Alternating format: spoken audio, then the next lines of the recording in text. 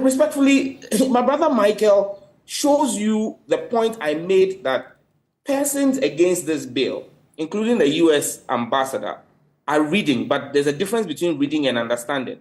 And I know Michael is highly competent, but I mean, for the purposes of whatever agenda that they are pushing, they would choose to read without understanding.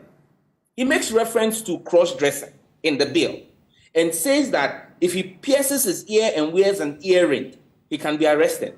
For someone as educated and highly competent as Michael is, it's most unfortunate to do that. And for the purposes of our viewers and our listeners, let me run a quick crash course in the bill.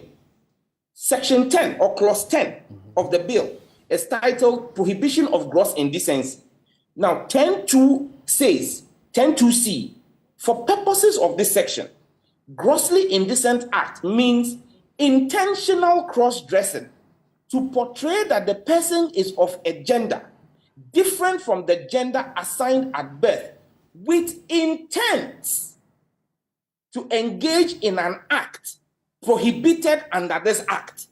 Now, for you to establish criminality in common law, you must have the act and the intent. Actus reus and mens rea. The actus reus here is the intentional cross-dressing. Mens rea is the intent. What is the intent behind the dressing? So piercing your ear alone does not mean that you're falling foul of this law. But piercing your ear and dressing as a woman with the intent to commit an act that is prohibited, not just any act, but a specific act prohibited under this law. And what are the acts prohibited under this law? They are found in Section 6. This is an act of parliament, though. It's not a storybook. It's an act of parliament. Section 6 says a person commits an offense under this act if they hold out as a lesbian, a gay, a transgender, a transsexual, a queer, a pansexual, an ally, or a non-binary person. So you can only be found guilty by a competent court of jurisdiction if you are prosecuted for intentional cross-dressing to portray yourself as a person of a different gender.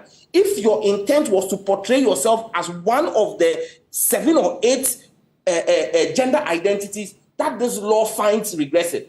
But if you are a man, for example, Evans, you are a man and you decide that you want to take part in one of George Weah's stage play or Uncle Ebo White's stage play, and as a man you are acting as a woman, your intent is to entertain your guest. Your intent is not to portray yourself as a transgender.